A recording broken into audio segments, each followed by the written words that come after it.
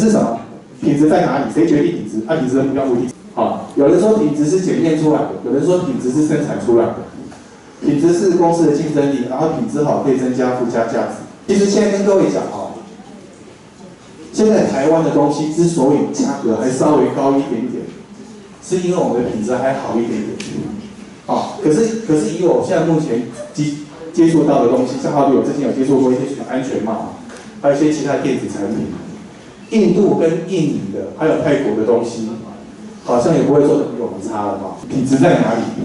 我这边有写说，品质在哪里？有人事实地物，你就觉得很奇怪了，品质跟人事实地物有什么关系啊？人有没有品质？好的品材要嘛，对不对？外观要好嘛，个性要好，知识要充正嘛，对不对？然后最好能够有一点点钱。对，这个也算是人的品质啊，算了啊。OK， 那事情有品质吗？事情做事有品质吗？好比说今天教授要你们写报告要你们礼拜五交报告，你们礼拜五交报告，结果你们真的礼拜五下午他下班之前就交了，这算有品质吗？做事情有做事情的品质，这样子好。然后时间有品质吗？守时觉得重不重要？时间管理重不重要？那你们时间管理你们觉得做得好吗？你们年度的计划管理做了没有？你不管到哪边去，所接触到的都有品质的观念在里面。谁是决定品质的最重要的？一般来讲品质有发生问题，我们大概就会是从那个私人运营，我想你们这边有学过嘛基本上是从人机料跑盘去那这边最主要是要跟你讲决定品质最终的因素还是在人品质的目标目的。对产品而言，对不对品质的目标目的对产品来讲，它的功能规格重不重要？对，然后它的设计构想的设计部分，还有外观。那外观有刮伤、有残胶，它其实就会被退货。对于人而言，这个能力知识重不重要？如果说假设你男朋友，他是不是你需不需要他肚子有一点墨水，对不对？他能力知识你觉得重不重要？身体健康重不重要？对不对？对，每天大家去看病嘛，对不对？三不狗血他就感冒这样子。你觉得他的态度、他的个性，你觉得重不重要？然后他的衣着、气质重不重要？很重要然后当然最后他加一点说，如果能够有一点点经济能力，会更好嘛，对不对？这基本上也算是人的一个品质。打破那大家的想法，好像之前我们的品质大概就是比较定义在一个东西它好坏而已事实上我们不要忘记，其实它跟很多东西有关系。我刚才讲说那个人事时地物，你不管到哪边去其实都会有品质上的一个问题。QC 工程表是品管品保里面常用的一个东西那基本上有时候客户有时候东西卖给他们之后，他会要求我们做这个东西给他QC 工程表说明了整个制程包括进料、制程出货跟定期性检验各个阶段所需要采取的措施然后 QC 工程表对相关管制的特性值然后提供的那个监控跟管制的说明方法那我要把郭台铭带进来那个魔鬼就藏在细节里面将来各位都是可能是经理的人员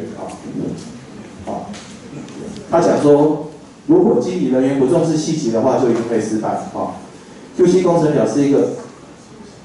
可以找出魔鬼就藏在细节一个很简单的一个工具的方法。然后我下面有特别附带一点，就是说你日常生活你也可以用得到因为等一下一些演练的话就是要能做你们日常的一个运用。讲的比较粗浅，就是说我只要一张 A4 纸就知道你们公司在搞什么鬼这样子只要一张纸，所以基本上它是会蛮重要的，就是说你这边有相关的是哪些制程，哪个制程里面你需要哪一些东西，它通通都给你写得很清楚在里面。但你如果需要进一步确认的话，好比说你在品保测试这个部分的话，你要测试这个东西，对不对？你要再详细一点的话，就去参考这一份检验作业指导书。国际化标准组织ISO不是看它字面上的缩写大家可以看一下哈。ISO 并不是首字母的缩写，它是一个词哈，源自希腊语哈，相等，好，然后还有下面哈，好法律平等的意思哈，好把它好内涵上的话是按 ISO 成为一个组织的一个名称。ISO 它不是一个非政府的组织，使用相关的语言。最新的版本是2015年版的哈。那各位所有 ISO 相关的标准都是从9001那边衍生出来的，好。今天你们去餐厅吃饭，然后得了生病急性肠炎这个部分的话，它跟 ISO 相关的系统哪个有相关就是22000跟 HACCP 是属于食品安全的部分，所以将来你从事食品相关的话，你就大概就会遇到这个标准，那一般电器产品的话就是9001，所以如果一般电子制造业大概都是9001，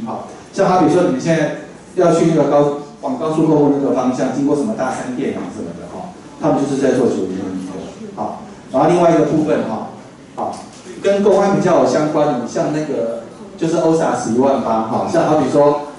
云林麦寮这里，对不对？他们是属于石化业的部分，他们一定会做这种工业安全这个部分 OSHA 11800。那属于汽车零件部分的话，就是 TS16949，然后后面还有一个有关于环境污染的部分的话，就是14000的部分14001。那将来各位，如果说你们从事的是银行业的部分跟各自比较有相关的话属于资讯管理系统的话是 ISO 27000，然后还有一个手术医疗器材是 ISO 13485。大概基本上任何一个行业的部分的话都会跟它有相关，然后基本上这相关的条文它会把它纳到国家标准，不管是在中国大陆也好，在台湾这边也好，在任何国家，它就把它纳入他们的国家的一个标准。所以意思就是说，品质的部分已经慢慢的超越你的想象，好像是走到哪边都跟它有相关，然后标准就会跑出来。然后这边有举一个例子然后你们会觉得很奇怪只是一个订单管理只是一个订单管理干嘛要 PDCA？ 有的订单真的都可以接吗？这订单接了会不会赚钱？量够不够？对不对？然后接到订单之后的话，假设要接，我们要生产多少？或者是说我们现在库存里面有多少？有库存的话，我们就不必再生产；但是没有库存的话，是不是我们要下订单，向我们供应商买一些材料，材料、零配件什么的，这时候就会用到 PDCA 的很多概念，这边只是跟各位讲一下，它只是一个订单管理而已，可是它会牵扯到蛮多东西的。你这个东西，你这个订单要不要接？你接了以后，你东西是库存有还是？我另外还要再买其他的原物料、零配件来做组装生产，然后还有订单交期的时间，然后 ISO 里面有一些文件叫品质手册，然后还有程序书、作业标准跟表单。当这个品质手册你全部看完的时候，就知道这些公司大概在做些什么东西。所以可以看得到，就是说这品质手册是告诉你说，这个是依照2015年的版本这个公司，然后呢这个范围品质手册就是适用于这个公司所生产的一个产品，然后可以看到公司的简介，然后这公司是做一些什么样的一个东西，然后公司相关的一些背景，这个，然后这边他会把所有相关应该注意到的事情，他就把它写到这边来第5章比较能力，然后程序书的部分的话这边有一份组织跟权责管制作业程序。什么是组织跟管制？什么是组织跟权责管制作业程序？就是说，组织里面的任何一个部门，他会把它写到里面去。举个例子来讲，好比说你总经理你应该做些什么样的工作，我们就写在这边。业务部门、生产管理、制造，你应该做些什么东西，他就很清楚去定义你要做一些什么样的一个东西。第一个我跟各位讲因为我大概都是做品保的我觉得做品保的好处是，不像生产线主管那么累要保上保下的好，第二个跟各位讲一下有一个 ISO 主导员稽核的一个证照所以基本上主导稽核员刚才有看过有9001的，还有14000的27000的13485，我是建议将来各位如果要从事品质管理的话，这个是一定要考的哈。然后还有品质技术师啊哈，还有也有 CQE 啊，品质工程师哈 ，CRE 哈，可靠度工程师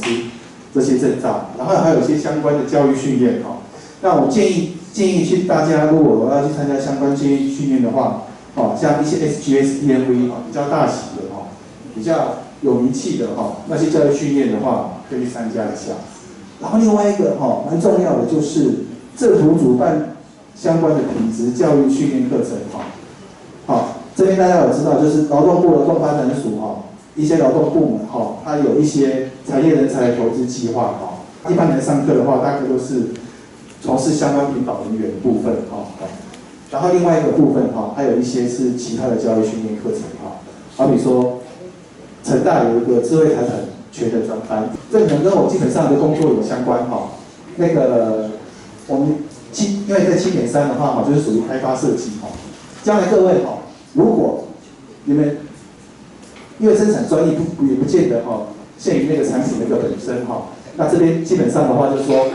你如果你们如果说有从事一些开发设计的部分的话哈，智慧财产权的部分的话哈，其实你们自己可能要，这个是你们自己应该增加的一个能力哈，因为当你们发现到你们公司做了很多开发新的很多东西的时候，结果你去索引，你发现到跟很多的专利抵触的时候，你怎么办？我会建议就是说，将来如果你决定好你想要投入哪一些行业的话，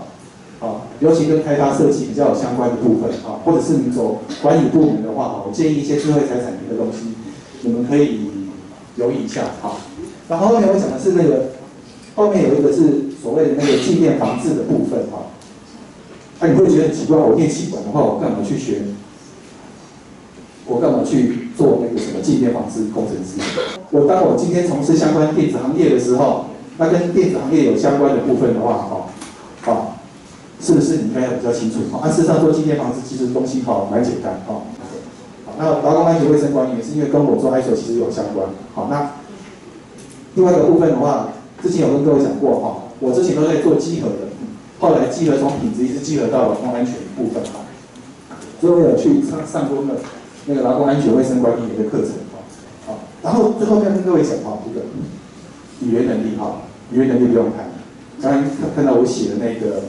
那个稽核的报告就知道，全部都是要写英文。那如果能够日文最好其他补充说明第一个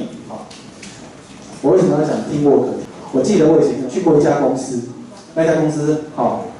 蛮大的，因为刚才大概有讲过，有个部门全部都被挖角，因为那个我隔壁的部门就是开发就是开发设计，里面10几个人全部都被挖走，就剩下2个